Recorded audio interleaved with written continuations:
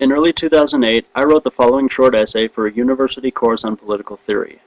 It concerns the question of justice as debated by Socrates and Thrasymachus in Plato's Republic. The original title of the essay was Thrasymachus' Support for Justice Being the Advantage of the Stronger. The essay reads thus.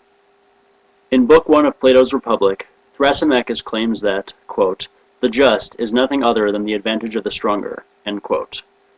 Asked by Socrates to explain the statement, Thrasymachus says that in each city that is ruled tyrannically, democratically, or aristocratically, the ruling group is master. He says, quote, each ruling group sets down laws for its own advantage.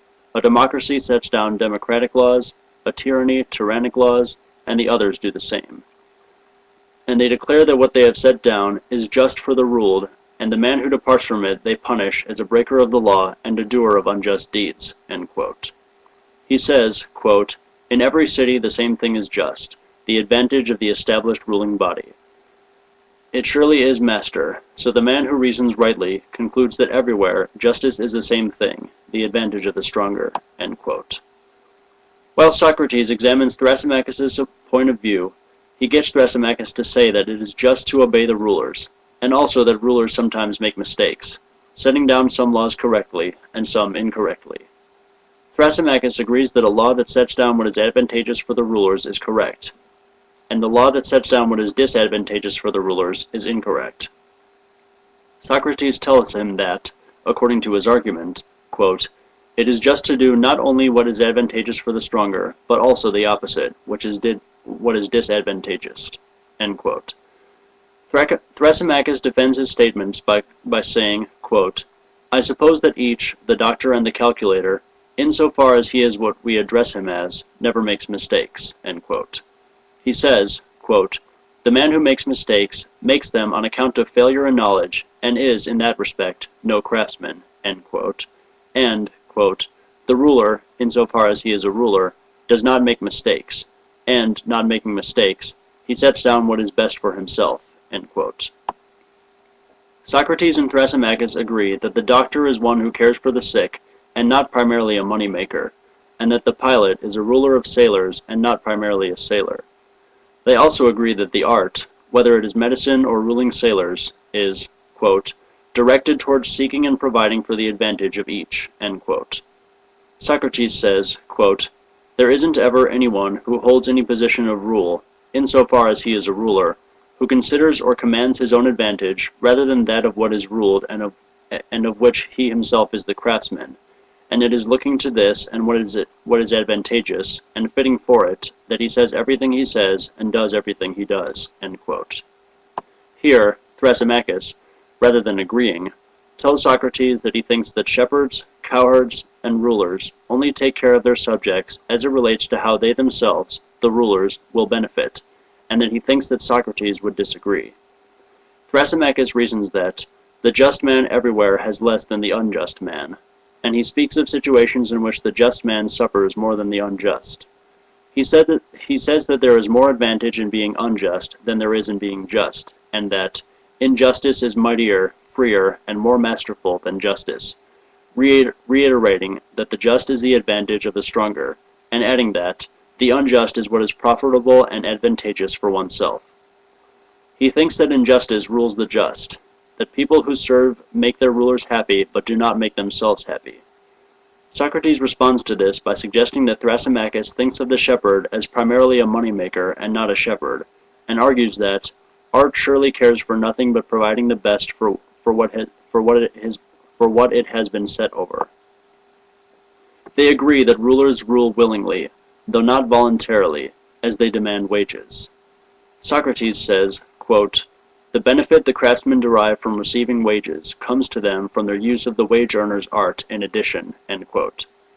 Thrasymachus agrees with Socrates that if the craftsman were not paid, he would derive no benefit from practicing his craft, and so Socrates says that, quote, no art or kind of rule provides for its own benefit, but it provides for and commands the one who is ruled, considering his advantage, that of the weaker, and not that of the stronger, end quote.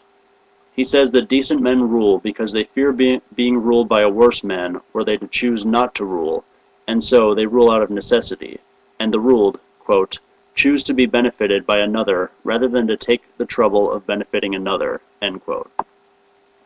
Thrasymachus maintains that injustice is more profitable than justice, and says that justice is high-minded innocence and injustice is good counsel. He says that, quote, "those who can do injustice perfectly and are able to subjugate cities and tribes," end quote, "are good and prudent." He says that injustice is among virtue and wisdom, and justice is among their opposites. Socrates says, quote, "if you had set injustice down as profitable, but had nevertheless agreed that it is viciousness or shameful, we would have something to say. But as it is, injustice is fair and mighty, and, since you also dare to set it down in the camp of virtue and wisdom, you'll set down to its account all the other things which we use to set down as belonging to the just." End quote. And Thrasymachus agrees. When Socrates asks Thrasymachus whether the just man and the unjust man would want to and would claim they deserve to get the better of each other, he says yes. He also says that, quote, "the just man is like the wise and good, but the unjust man like the bad and unlearned." End quote. He says that the good and wise man will want to get the better of the unlike, while the bad and unlearned man will want to get the better of both the like and the unlike. Socrates says, quote, "the just man has revealed himself to us as good and wise, and the unjust man unlearned and bad." End quote. And Thrasymachus uneasily agrees to this. Socrates says, quote, "if injustice is indeed both wisdom and virtue, it is also mightier than injustice, since injustice is lack of learning." End quote. Thrasymachus tells Socrates that justice is not wisdom, and therefore a city that enslaves another does so with injustice, but if justice is wisdom, it does so with justice. Thrasymachus agrees that injustice produces quarrels, justice produces friendship, and that if a group of people with some common unjust enterprise would be more able to accomplish something if they didn't act unjustly to each other. Likewise, Thrasymachus agrees with Socrates' assertion that if injustice should come into being within one man, that man will cease to be of one mind with himself, and he would be an enemy to himself, to just men, and to gods. Socrates and Thrasymachus agree that there is some work and some virtue that belong to a horse and to eyes and ears.